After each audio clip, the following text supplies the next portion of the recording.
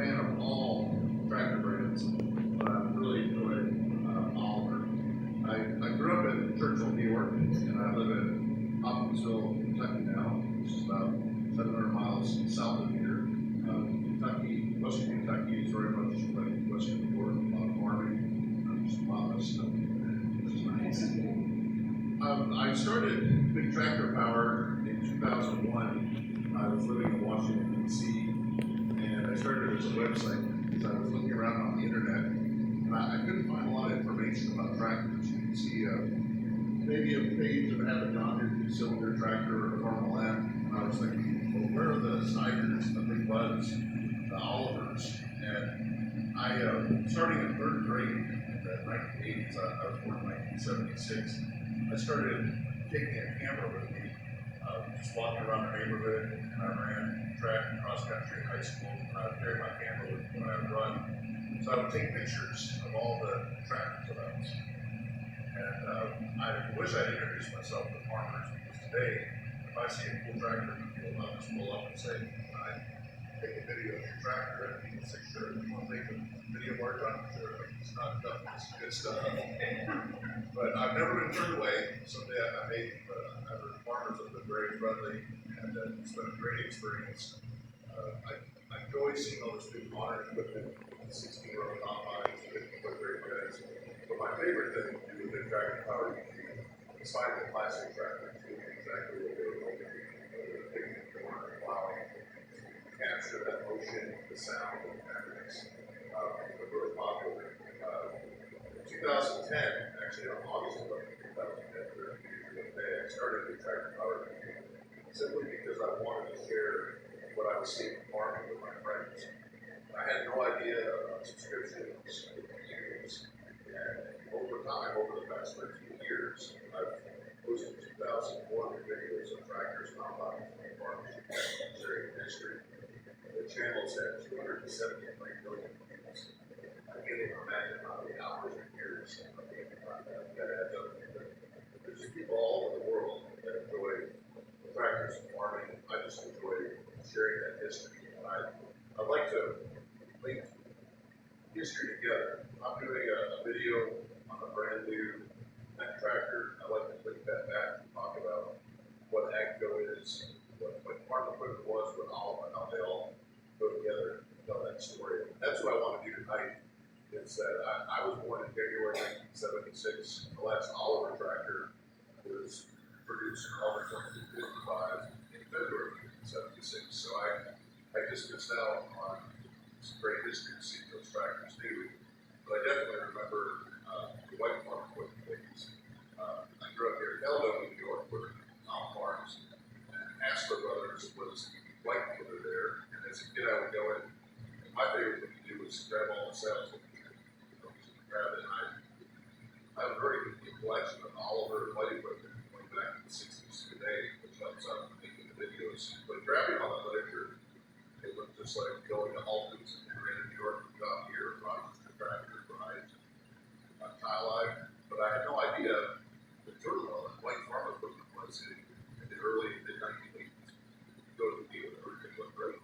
But it wasn't. So I'm going to talk tonight about the struggles that Oliver and White had and the positive things that Oliver and White had led to 2023 for farm equipment. And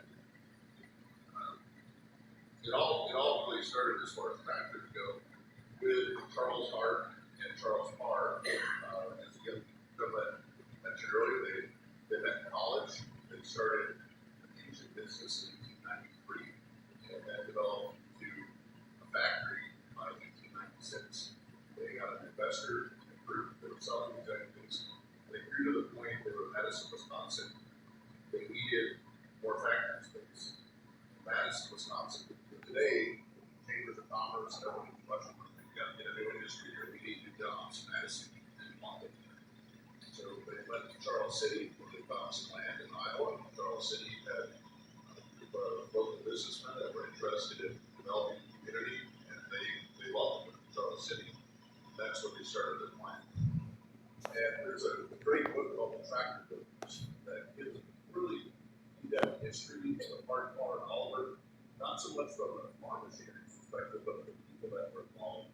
And it's very interesting to read and see Parr and Oliver was really a family company. They were very invested in their employees, trying to make the community better. Oliver built the YMCA for activities.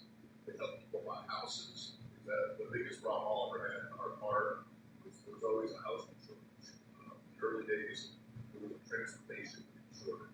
Charles Hart was always an inventor. He actually built his own trucks and buses to move equipment and move employees to their plant. So as things grew for Hart, by World War I, they kind of had to shut down some of their tractor production and began building shells and investing in the war effort. Unfortunately for the company, the war came to an end much quicker than expected, and they had invested a few $1 million in this war preparation, and some of those shells actually exploded in the factory and caused a lot of damage. And Charles Hart was a great inventor, but he wasn't always the best businessman. He was always focused on the next thing. And so the local business community had invited him. Charles said that was investment in the plant. Basically asked him to leave the company. He moved off to Montana. And Charles Parr was also an inventor and very involved in the company, but he was never the lead person. He was always kind of in the background, and he remained. He worked for Parr and Oliver all the way through 1941 when he passed away. But he was a founder. He was just an employee of the company. And even for a time, he moved to Elgin, Illinois, and worked for a street sweeper company developing their products. So it's very interesting that he went and started this company and grew. And then additional business people took over and ran Parr. And even though Fordson started in 1918 and took over a tremendous amount of the tractor market, the Farmall tractor started in 1923. John Deere entered the farm equipment market in 1918. They introduced their Model T in 1923. Parr continued to be very successful. They were right there at the fight for farm equipment sales. They kept on developing their products. But at that time, in the 1920s, there were over 120 tractor makers in the United States, many brands that we've never even heard of. But like all things, there was quick consolidation, and Parr was looking at their business. They were selling tractors. Oliver was selling their plows, and there were other companies like American Seeding, Nicholas and Shepherd that were all making individual harvesting products, planting products, and tillage, and they decided to merge to make a bigger company, compete with John Deere's International Harvester, and stay in the market. And I wanted to ask, this is an easy question, just raise your hand. How many people are Oliver fans here? How many people here are fans of Agnew? Hands, what I'm done, more positive views on Agnew. How many people are a fan of Agnew? A couple people. Well, we look at this in 1929.